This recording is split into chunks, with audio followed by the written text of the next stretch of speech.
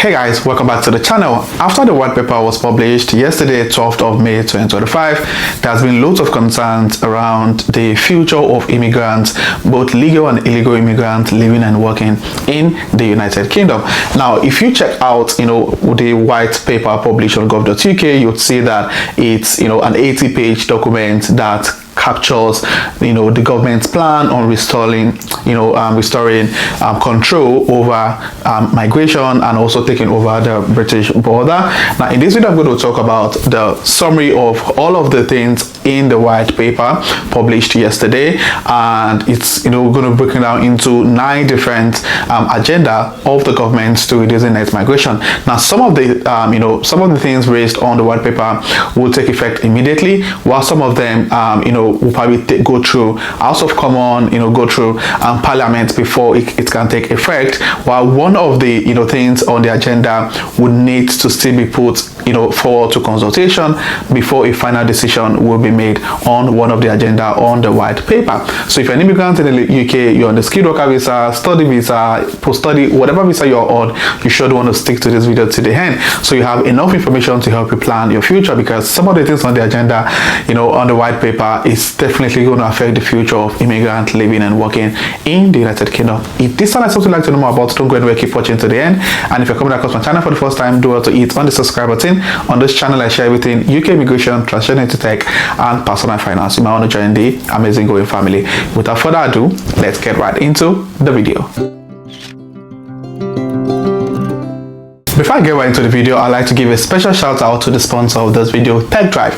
Now, if you're currently resident in the UK and you have data analytics skills, you have data architecture, data engineering skills, and you've been struggling to get a job, you definitely want to have a look at the work experience program introduced by TechDrive. Now, with this work experience program, it helps you bridge the gap between learning and employment by giving you hands-on experience with real projects, teams, and tools used by professionals in the tech industry. Now, the major reason why you keep getting loads of rejection is because employers are not convinced enough that you have the right skill set and the experience to doing the job you've applied for. So with the work experience program with TechDrive, these are some of the things you will gain. You're going to get real life real world experience, work on projects with guidance from industry professionals.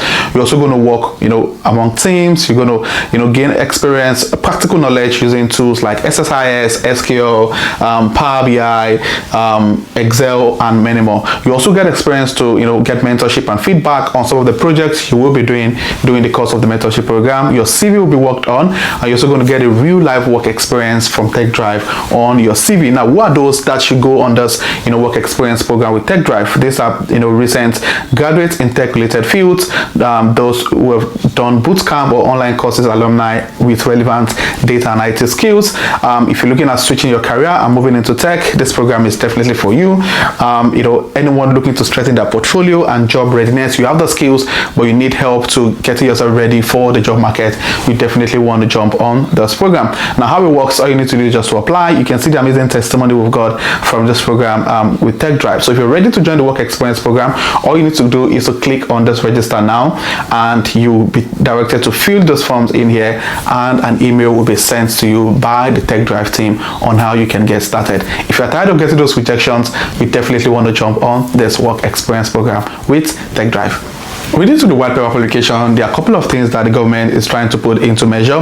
One of them is raising skilled worker threshold. Skilled must mean skilled. So the plan basically is that they're lifting the level of skilled workers back to RQF6 and above. Salary threshold will also rise. So the whole idea basically is that if they're saying you're getting a skilled worker visa, the job you're doing must be skilled, and it must be a job for someone who has a graduate level certification. So the immigration salary list, which give people discount from salary threshold, will be abolished. So the immigration salary we're trying to leverage on, if you're trying to apply for different visa categories, or you got a job that is of high demand, that immigration salary list will be abolished with the new program being planned. So access to point-based immigration system will be limited to occupation where they have been long-term shortage on a time limited basis, where the mark, as advised, it is justified where there is a workforce strategy in place,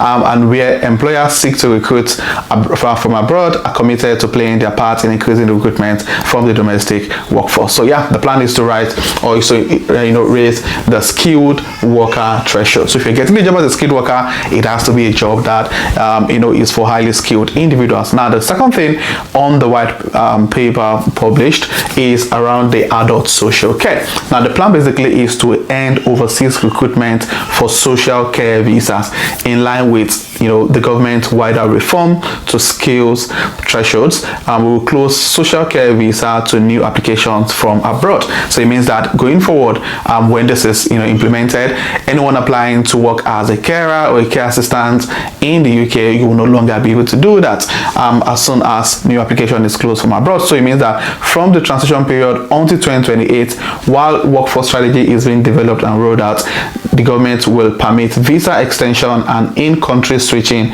for those already here. This will be kept under review. So it means that this change is not impacting those who are already residents in the UK. But if you're applying from outside the UK, you're definitely going to face this roadblock. Now, another change being implemented on the white paper published is around the study visa.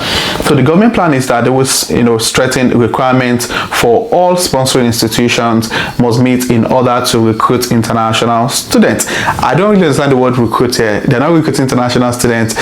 International students are actually paying their way into the UK universities. Anyway, the government will also introduce new interventions for sponsoring who are close to failing their sponsor duties, including placing them on an action plan designed to improve their compliance and imposing limits on the number of new international students they can recruit while they are subject to those plans. I really still understand why the word recruit is being used there. They are not recruiting international students. International students are paying thousands of pounds to study here in the UK. Anyway, the other plan around the study visa is that they're planning to reduce the ability for graduates to remain in the UK after their studies to a period of 18 months. Now, as of today, if you actually did a PhD program, you're allowed to stay back in the UK on the post-study work visa for 3 years. And if you did a master's program or a bachelor's degree program, you can stay back for 2 years. So what the government is planning to do now is that they're trying to reduce that number to 18 months. So it means that after your program, you're only allowed to stay back in the UK for a period of 18 months. Now, also the plan around growth, they're also planning to further ensure that the very highly skilled have opportunities to come to the UK and access the government's targeted routes for the brightest and the best global talent. So it looks like there's no issue around those getting on the global talent visa. Now, this includes increasing places to our scheme for research interns, making it easier for top scientific and design talents to use our global talent visa route, and reviewing our innovative founder visa and high potential individual routes to maximize their benefits to the UK economy.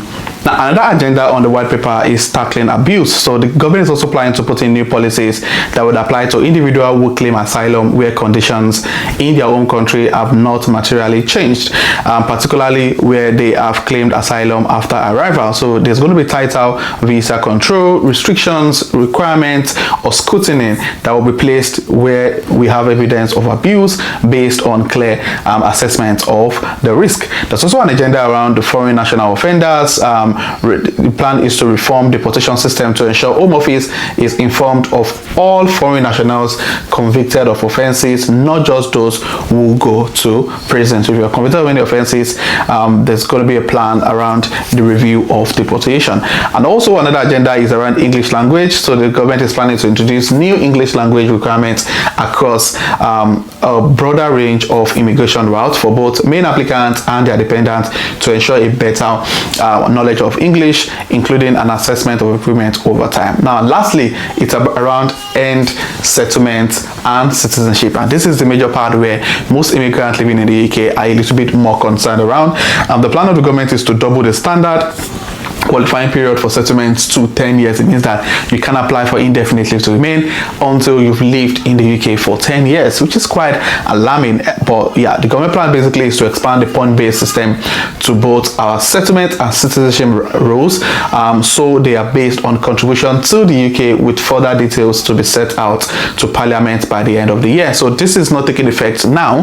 There's going to be conversation in the House of Commons and Parliament before decision can be made on increasing this to 10 years. So the policy outlined, part of the government's plan for change, will be delivered over the course of their Parliament to strengthen the UK's immigration system, with the first changes set to introduce in the coming weeks. So some of these changes will be introduced in the next couple of weeks. However, the most talked about agenda, which is around increasing the number of years it takes to get indefinite leave to remain, this will be discussed and deliberated in Parliament towards the end of the year before a decision can be made. So you have any question around some of the things that has been passed on the white paper published yesterday, please state your thoughts in the comment section.